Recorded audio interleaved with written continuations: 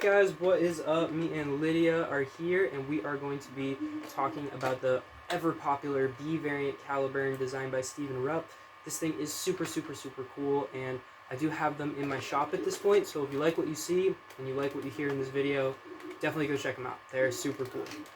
Now, this is a little bit of a more extensive build, and I want to talk about the DIY aspect of this because I feel like a lot of people are going to DIY these, and you can pick up parts kits for a U caliburn from Silver Fox, and you're going to need a couple extra parts, like an extra length of 10/32 rod, and you're going to have to do some pretty extensive modifications, including cutting priming bars and drilling holes in aluminum and all that kind of fun stuff, and cutting down some of that 10/32. So make sure that you have the tools to build one of these before you go ahead and jump into this project and order parts for it, because it's a little bit more involved than I think most people think. I obviously, run a Nerf shop, so I have all the tools that I need to make all the hardware for this, and that is helpful, but not everybody has like a drill press or, a belt sander or all that kind of stuff, so make sure that you have the correct tools before you jump into this project.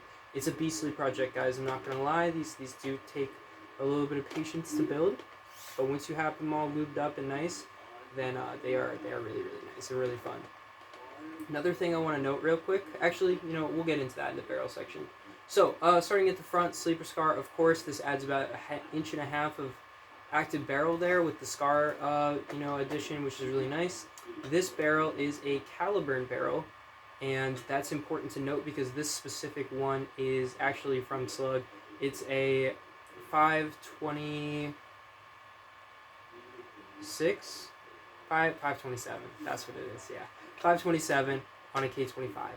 That is getting me around 270 to 260 FPS on this platform.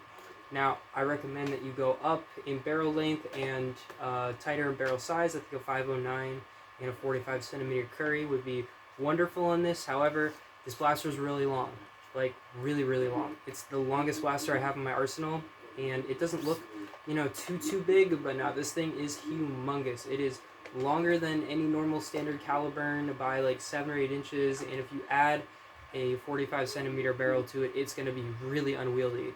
Not a CQB blaster, it's hitting a little too hard for that anyways, but this thing is beastly, and it is very big and very long and very fun to play with in a, ranged scenario. Now, moving back, we got top Picatinny all the way across the top. That's great. You can mount like 20 different scopes up there if you want to. Below, you have space for grips. I don't know what else you're gonna like mistress keys, whatever attachment you want, you can put it down there. Nothing on the sides just yet, but you could add Picatinny onto the sides, and I think that'd be really nifty and really cool looking. Moving back, we got this super sleek angled magwell. It works really well. This, in its standard configuration, takes full-length mags, but it takes half-lengths fine. Just either get a mag adapter or get those special full-length, half-length, whatever mixed mags. Now, the mag release on this is super cool. It's kind of hidden. It's actually this thing right here. And you can see that just drops the mag out. You can just do that really quick with your finger. It's integrated. It looks really nice, and I really like that. One thing that I did not know about this blaster before I built it is that it's open bolt on one side, which is really nice and convenient. The actual thing of verse listing just has this side, so you couldn't really see into the bolt, but yeah, so this is actually open bolt, so you can just see if you have darts left or if there's a jam or whatever, and that's really nice. Moving back again, we have the trigger. It's about a 2mm trigger hole. It's very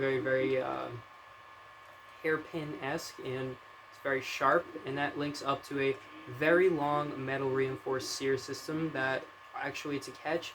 It's not really a catching system that I've seen before. It's kind of its own design. It's not really like a caliburn. It's a little bit different, but it's really good and it works really well. And the sear is like super long. It starts like up here and ends back here, but it works really well. So that's a really cool thing.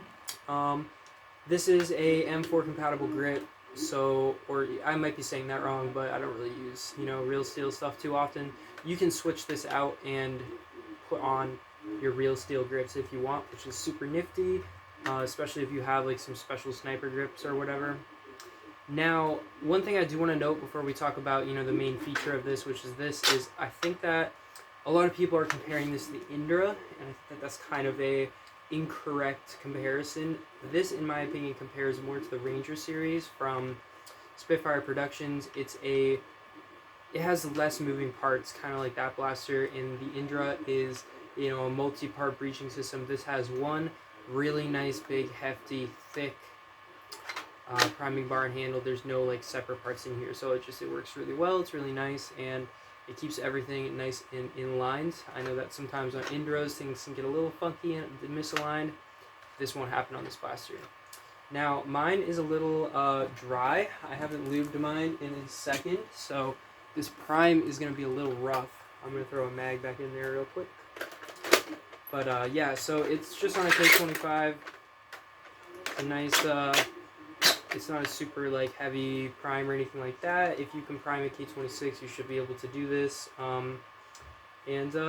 Yeah, so you're gonna want to lube like everything, because essentially you have the plunger tube sliding in a bunch of 3D printed tubes. So you're gonna want to lube just everything. Everything likes lube. This really likes lube. The more lube is good. Also, like as you use this blaster, it will wear in and it will become smoother, which is something that hasn't happened on mine yet because I just reprinted this RAM base. But yeah, after a little while, it gets way, way, way smoother. And yeah, so we're going to shoot it at the wall real quick. It's super loud, just like a normal caliburn. So, yep, 270 to 260 FPS. It's really accurate. It's just a good blaster, guys. Do I have anything else to say? Moving back again, we got the stock. It's a big stock. It's got this handle on it. Oh, it's really robust too. This is a little test that I like to do. Like, you wouldn't do this with 90% of the blasters that you own. This 3D printed blaster is super, super, super robust. It's so robust, and it's pretty heavy too, compared to most like caliburn S blasters.